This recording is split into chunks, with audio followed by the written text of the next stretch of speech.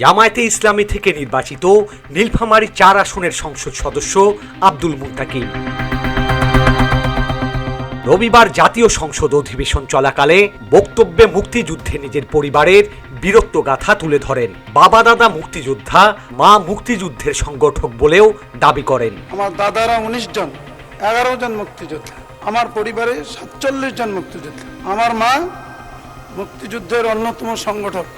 সংসদে দেয়া এই বক্তব্যের পরই সামাজিক যোগাযোগ মাধ্যমে মুহূর্তেই তা ভাইরাল হয়ে যায়। এ সময় দাবি করেন মহান মুক্তিযুদ্ধে তার বাবার শহীদ হওয়ার কথা। আমার বাবা, আমার দাদা যুদ্ধে শহীদ।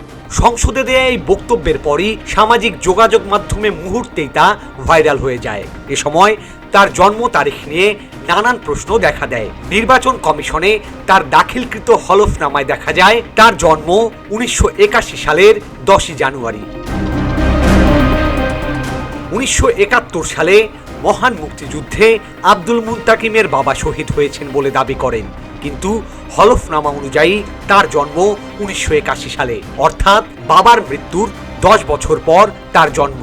এমন বিভ্রান্তিকর পরিস্থিতিতে নানান আলোচনা সমালোচনার জন্ম দিয়েছে সামাজিক যোগাযোগ মাধ্যমে।